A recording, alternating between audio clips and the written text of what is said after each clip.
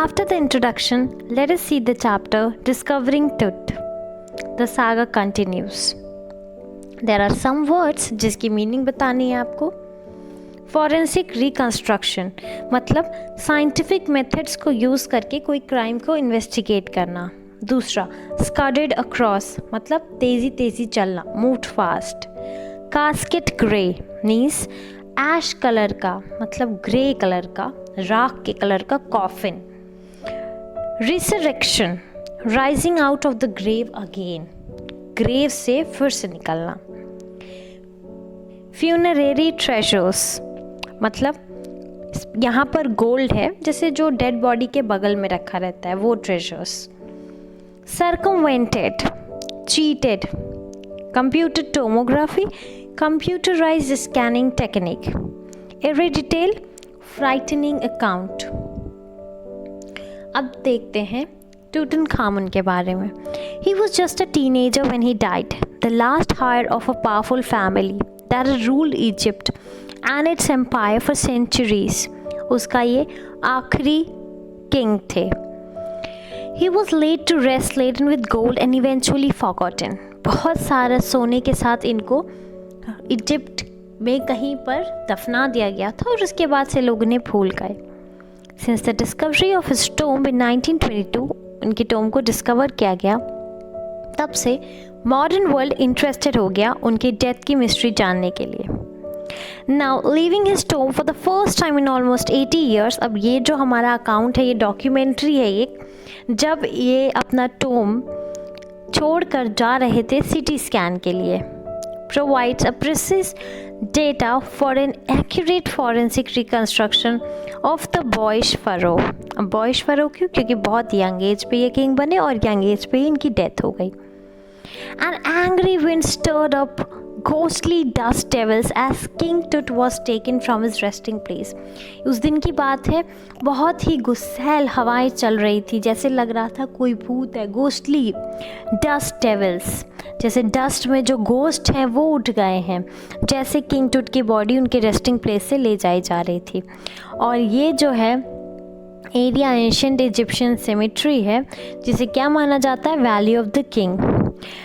Dark bellied खाली पेटों वाले बादल जो हैं वो scudded across the desert sky. Scudded across मतलब अभी बताया moved fast. The deserted sky all day and now were wheeling the stars in casket grey. और अब स्टार्स को ऐसे लग रहा था जैसे ऐश कलर के कॉफिन में ढक रहे हैं. शाम के 6 बज रहे थे और दिन था 5 जनवरी 2005. ये वो दिन है जब टूटनखामुन की बॉडी को कहाँ ले जाया जाता, सिटी स्कैन के लिए. The world's most famous mummy gilded head first into CT scanner brought here to prove lingering medical mysteries of this little understood young ruler. जिस लिटिल अंडरस्टूड मतलब जिसके बारे में कम जाना गया है. Who died more than 3300 years ago. उसके बारे में जानने के लिए इनको सिटी स्कैनर में डाला जा रहा था. All afternoon the usual line of tourist from all around the world had descended into the cramped rock cut tomb some 26 feet underground to pay their respect. और जो रॉक कट टूम था उसको देखने के लिए ऑलमोस्ट हर जगह से टूरिस्ट आ रहे थे और वो लोग डिसेंड हो रहे थे, जा रहे थे. अराउंड 26 feet अंडरग्राउंड था वो देखने ये Tomé.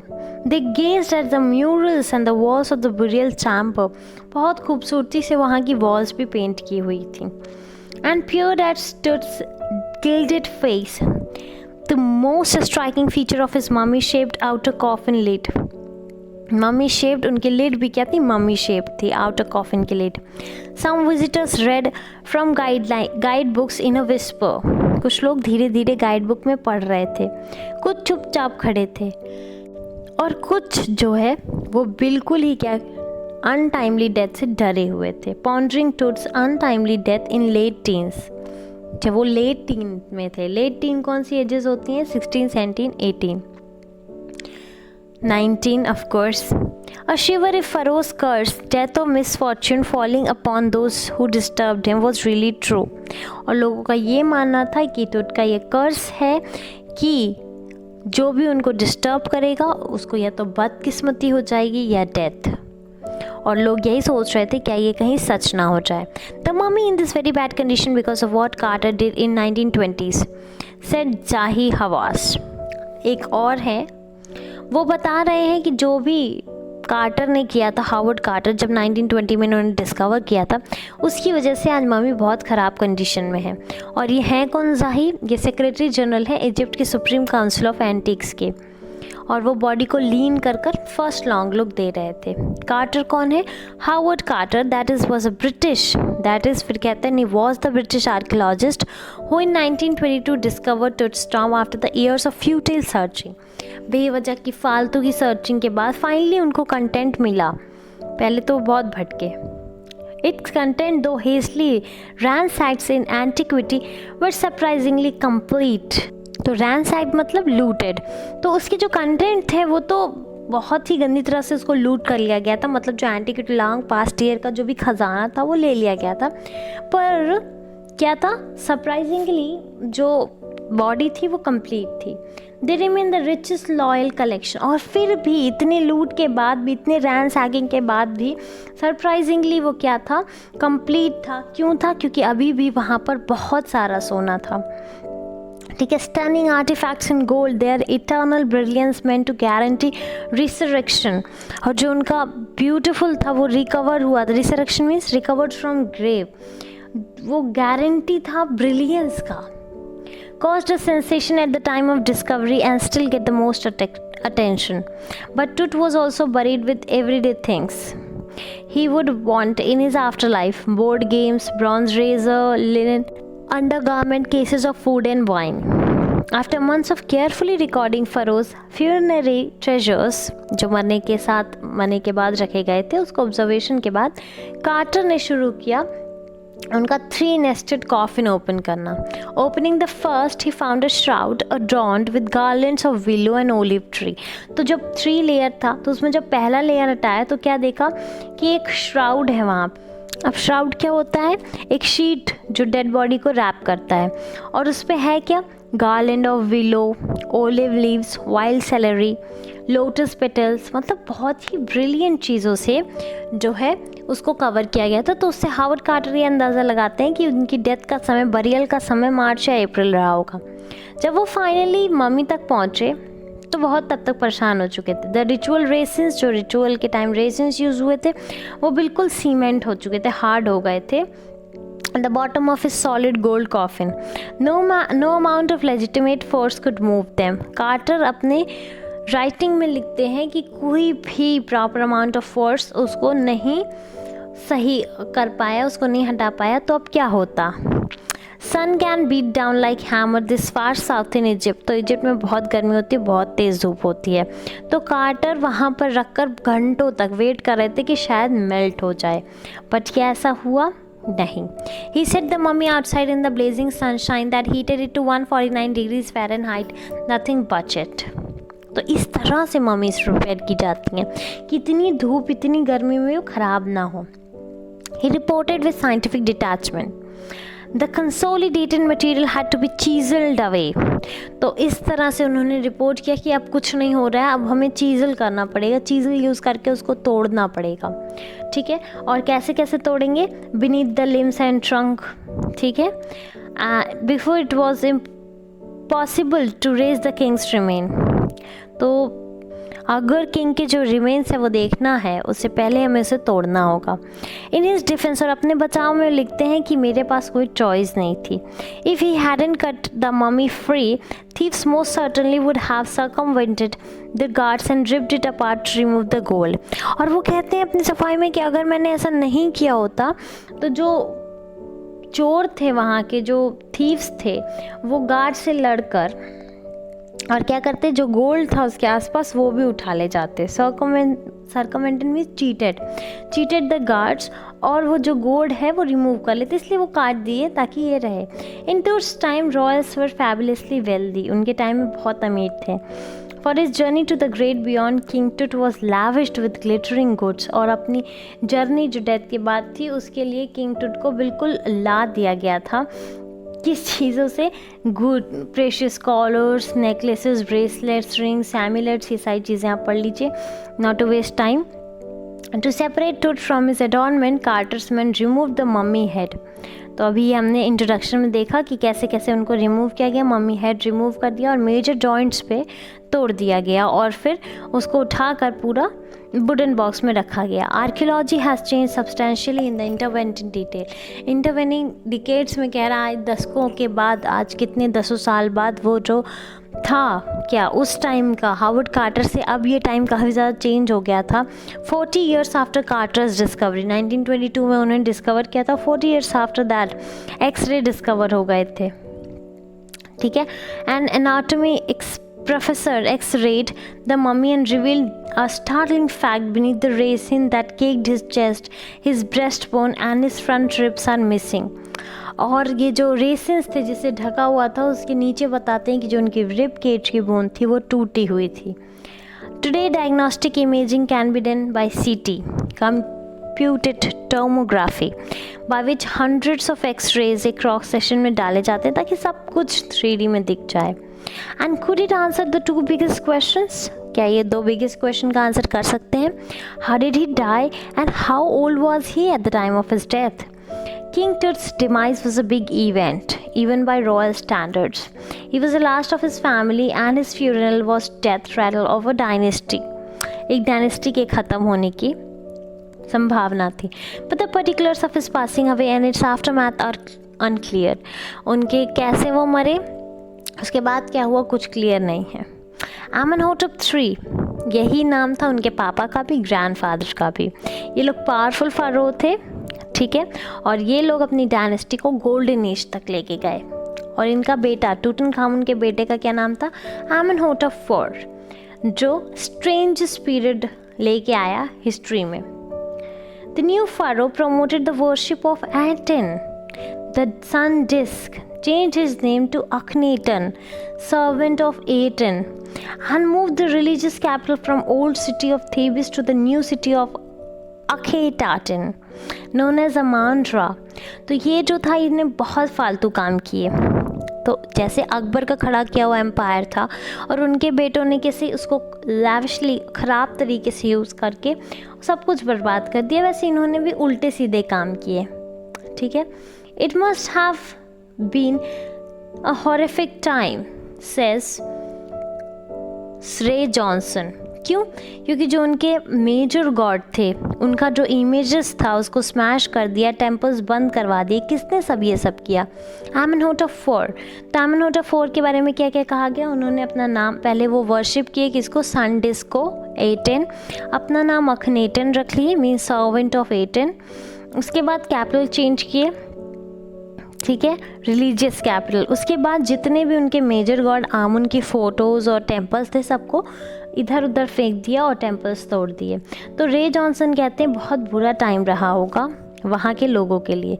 The family that had ruled for centuries would coming to an end, then Akhenaten went a little wacky. और ये किस तरह से ख़त्म हो रहा था और उसके बाद अखनेटन पागल हो गया.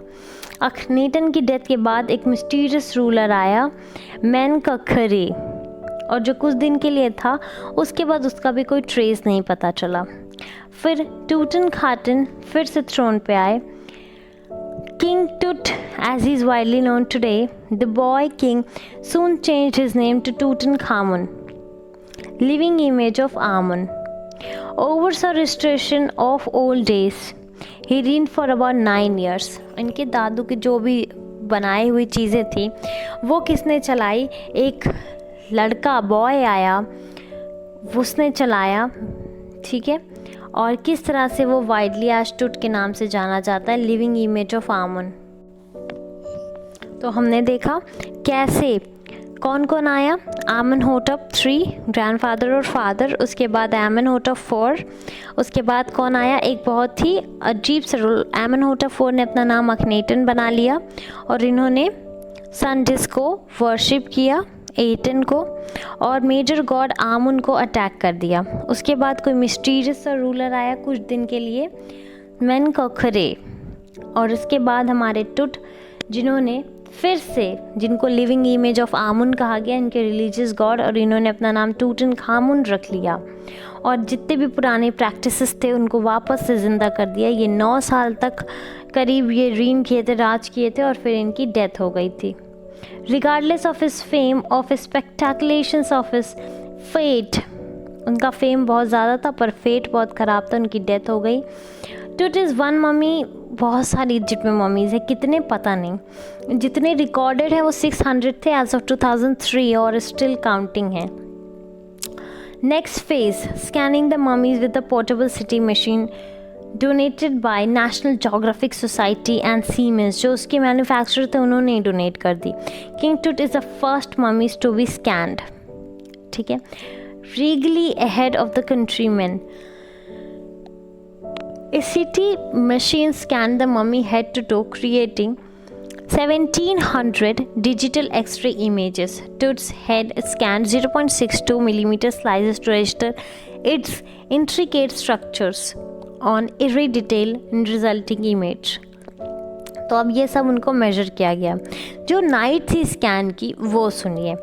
Workmen carried Tut from the tomb in his box, and like pallbearers they climbed a ramp and a flight of stairs. अब क्योंकि इतनी गहराई में था तो वहाँ पे उसको जो प्रोसेस था वो हाइड्रोलिक लिफ्ट से, hydraulic lift physics science students जानते होंगे, हाइड्रोलिक प्रेशर से उसको लिफ्ट किया जाता है और वहाँ तक उतनी गहराई से ऊपर तक ले जाया जाता था। फिर 2 मैन ऊपर होते थे जो उसे लेके जाते थे। अब वहाँ पर एक प्लास्टिक फैंस लगाए गए थे, ठीक है। The $1 million scanner had quit because of sand in cooler fan. अब ये लोग प्लास्टिक फ़ैन क्यों लगाए थे? क्योंकि जो $1 million का स्कैनर था वो क्या हो गया, जो सैंड था उसकी वजह से चोक्ड हो गया था, नहीं चल रहा था। कुछ लोगों ने कहा फ़रो का श्राप है ये। फिर से सब्स्टिट्यूट फ़ैन लगाए गए और प्रोसीजर को कंटिन्यू किया गया। Less than 3 hours after he was removed from his coffin, फिर से फ़रो को वहाँ रख दिया गया, where the funerary priest had laid him so long ago. Back in the trailer, technicians pulled up astonishing image of Tut on a computer screen. A grey head took the shape from scattering pixels and the technician's pen tilted it in every direction. Neck vertebrae appeared as clearly as in anatomy class. सब कुछ बहुत clear था उस CT scan में. Other images revealed a hand and several views of rib cage and a transection of the skull. But now the pressure was off. Sitting back in his chair, Zahi Abbas smiled, visibly relieved that nothing had gone seriously wrong. I didn't sleep last night, not for a second. I was so worried, but now I think I'll go and sleep.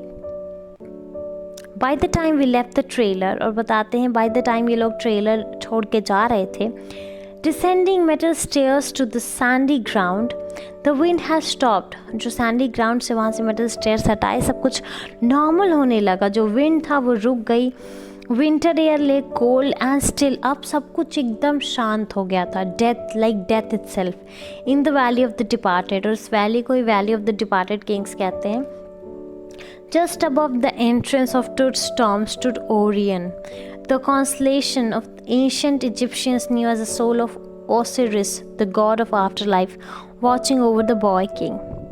और Orion क्या है? Constellation, group of stars है और उसको मानते क्या है? वो सोल ऑफ ओसिरिस माना जाता है. ओसिरिस कौन है? जो इजिप्शियन मानते हैं कि गॉड ऑफ आफ्टर लाइफ है वो. और वो बॉय किंग को देख रहे हैं कैसे उसको डिस्टर्ब किया गया तो तूफ़ान मचा दिए, फिर सब कुछ नॉर्मल कर दिया. लिटिल लॉन्ग एक्सप्लेनेशन था बट ये ज़रूरी था, ठीक है. तो इसमें एक चीज़ है जो कन्फ्यूजिंग है. यहाँ पे क्या कहा गया है? टुट के फादर और ग्रैंडफादर थे आमेनहोटेप III, जो कि पावरफुल फ़रो थे. फिर वहीं पर लिखा है his son Amenhotep IV succeeded him. तो टुट के फादर का son, I hope you understand.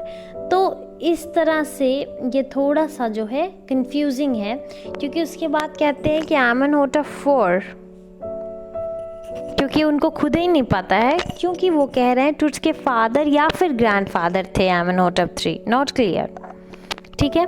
उसके बाद कह रहे हैं कि आमेनहोटेप IV जो थे सन थे, अब उनमें से किसके थे। उसके बाद वो अखनेटन था, वो गलत आदमी था। उसके बाद एक मिस्टीरियस रूलर आया, उसके बाद टूट आया। तो ये चीज़ है इस चैप्टर के बारे में। चैप्टर सिर्फ आपको इसलिए पढ़ाया जा रहा है ताकि आप जान पाएँ कि कितनी मिस्टीरियस है लाइफ ऑफ इजिप्ट, और ताकि आप बताएं क्या seriously do you believe after life after death और नॉट।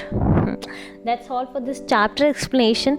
इजिप्ट, ममी और फ़रोज़ के वीडियोज़ के लिए तो आपके पास बहुत सारा स्टफ़ होगा। That's all, thank you.